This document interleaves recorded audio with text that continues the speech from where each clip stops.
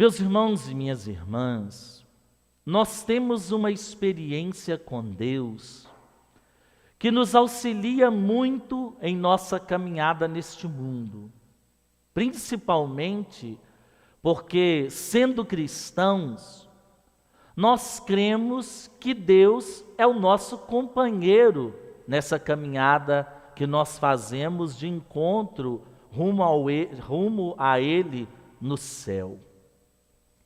De fato, nós somos e vivemos uma esperança que nem sempre está muito clara diante de nós.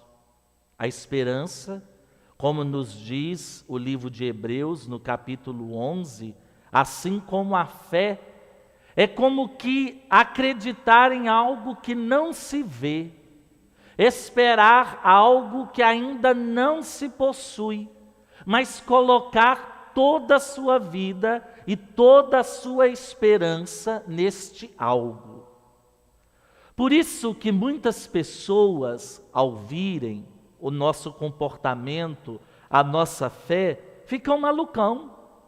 Eles ficam pensando como esse povo acredita em algo que não vê, como esse povo consegue viver a sua vida por algo que eles não têm provas físicas e concretas. Mas nós temos uma prova que se chama Jesus Cristo, Salvador.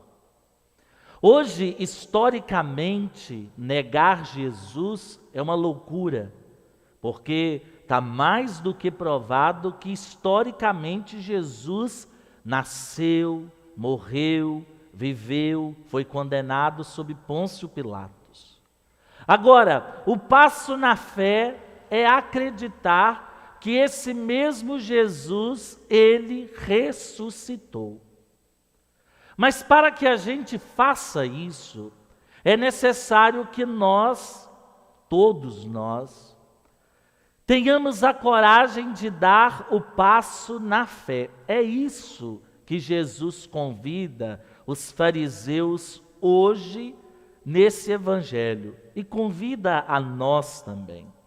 Quando ele diz: eu parto e vós me procurareis, mas morrereis no vosso pecado. É uma palavra muito dura, porque a fé em Jesus Cristo, ela é para ser vivida nesse mundo. No mundo que Deus irá nos dar, que vem depois desta vida, aquilo que nós chamamos de vida eterna, nós não mais precisaremos da fé. Nós não mais precisaremos da esperança, porque nós já alcançamos aquilo que buscávamos. Nós já alcançamos aquilo que esperávamos. Por isso que Jesus, ele diz claramente: eu parto, vós me procurareis, mas vocês não me encontrarão. Porque para encontrar Jesus, não é só um movimento físico de se voltar para Ele, mas é um movimento interior de colocar Jesus como o centro da nossa vida. Hoje, no Evangelho de João, Jesus, ele faz uma comparação entre aqueles que creem nele e aqueles que não creem nele. Ele diz: vós sois daqui de baixo, eu sou do alto. E o próprio Jesus diz: a sua vida está escondida comigo em Deus. Quando São Paulo nos fala: a nossa verdadeira vida está escondida com Cristo em Deus. Então nós que cremos, nós não somos para esse mundo, nós não somos daqui de baixo, pensando evidentemente em questão de espaço e tempo. Aqui de baixo significa, nós não fomos criados para esta terra, nós somos criados para uma vida eterna. Depois Jesus continua: vós sois deste mundo, eu não sou deste mundo.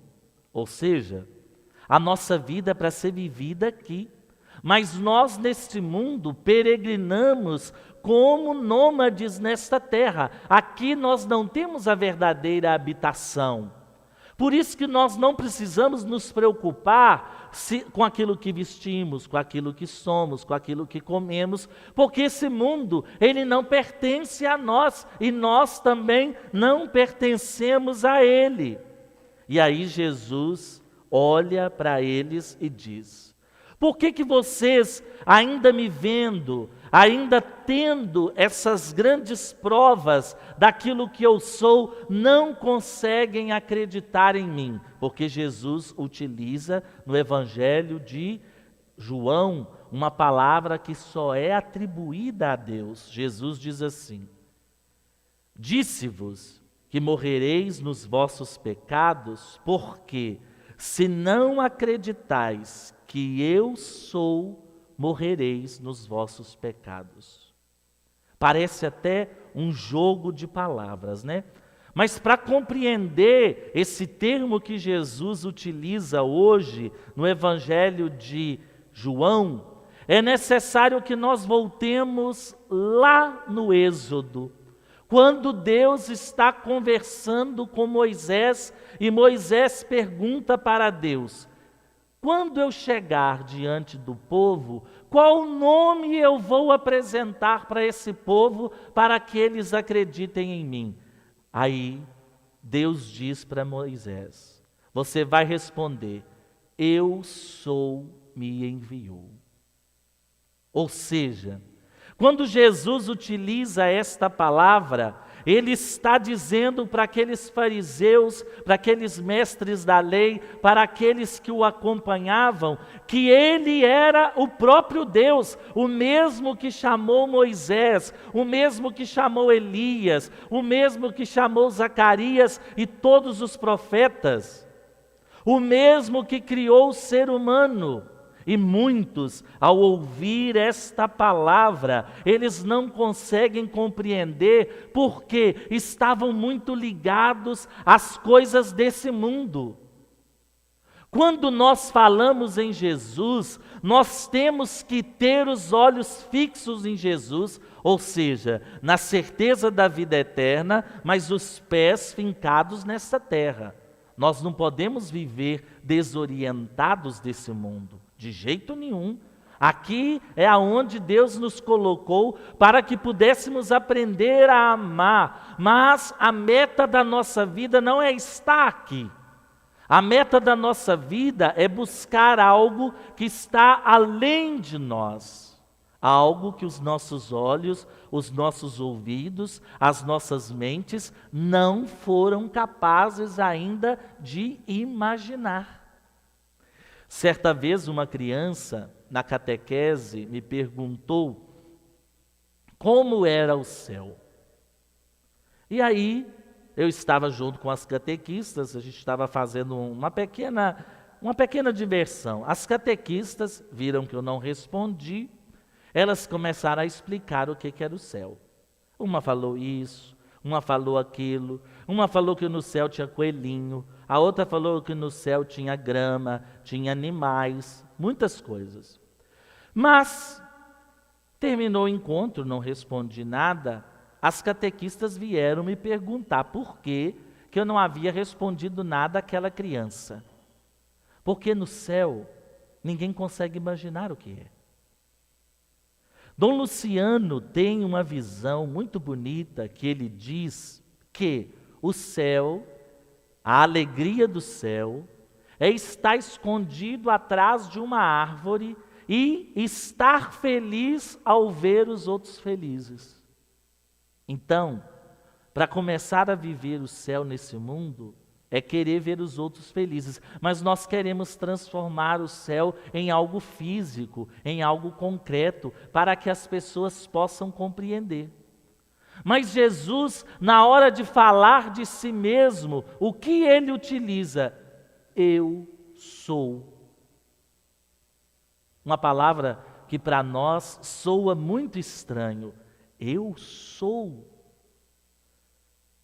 Jesus está dizendo aqui, olha, enquanto Deus, eu não tenho existência. Por isso que muita gente, quando vem falar comigo, dizendo que é ateu, que não acredita na existência de Deus. Eu concordo, eu também não acredito na existência de Deus, não. Porque Deus não existe, Deus é. E aí as pessoas ficam bugadas com a cabeça, porque a gente sempre quer colocar Deus como algo concreto.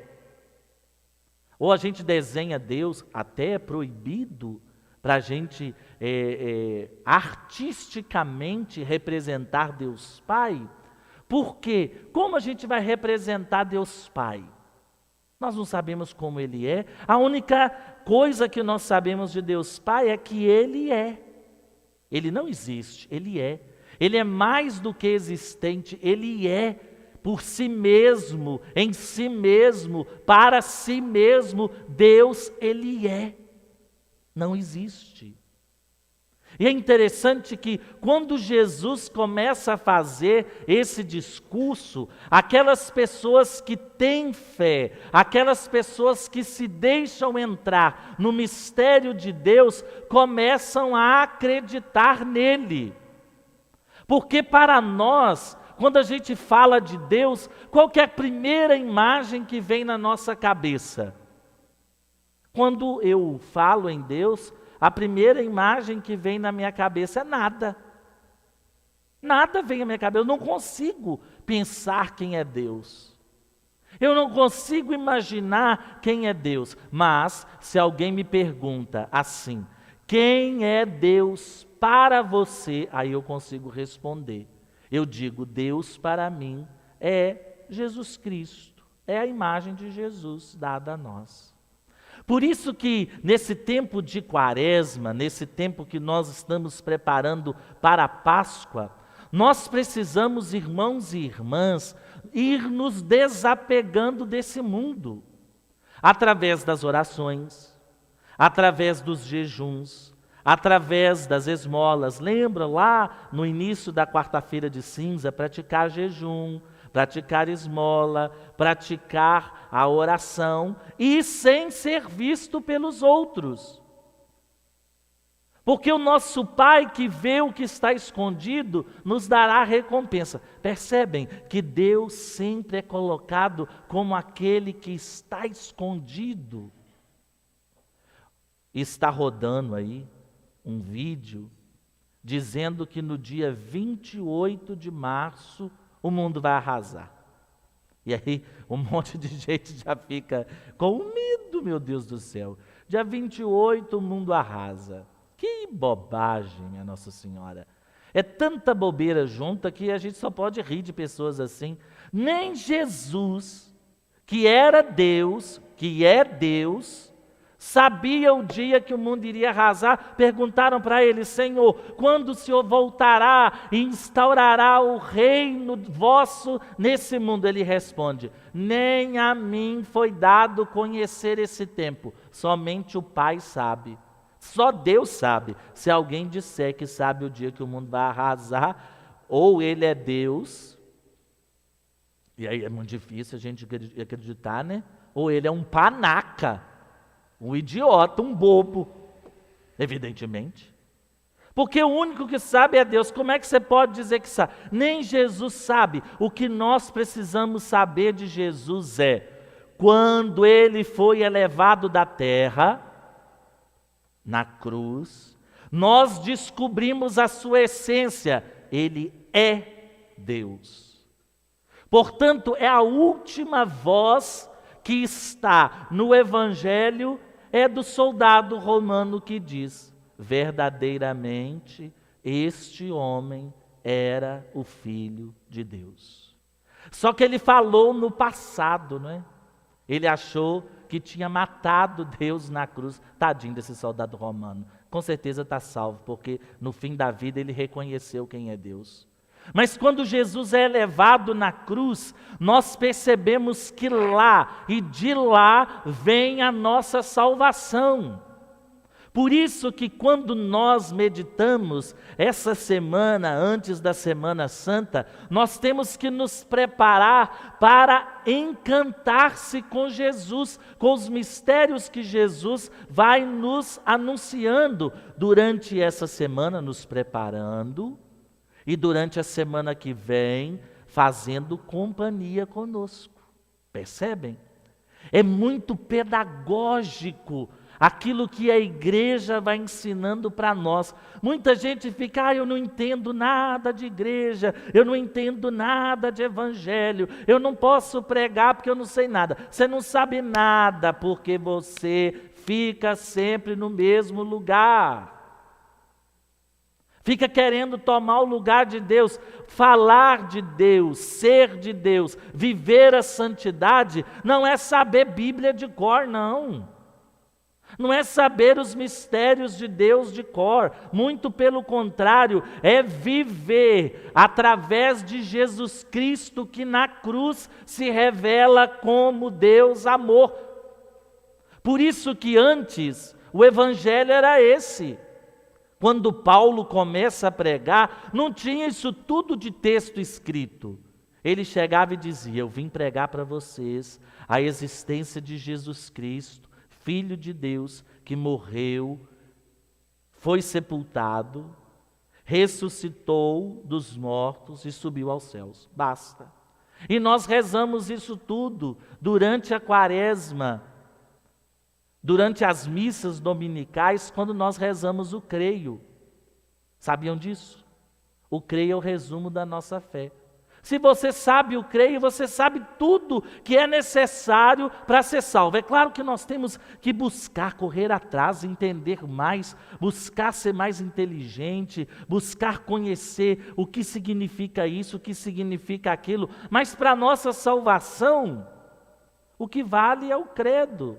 O que vale é o terço bem rezado, que medita a vida de Jesus inteira. Eu fico bobo, como é que tem gente que fala, eu não rezo o terço não, porque o terço não é de Deus, principalmente os nossos irmãos de outras fés, de outras confissões. O terço é totalmente bíblico, porque a gente comemora, a gente medita, a gente reflete sobre a vida de Jesus e consegue reconhecer que esse Jesus é de fato o eu sou, aquele que possui a grandeza, não da existência, mas do ser.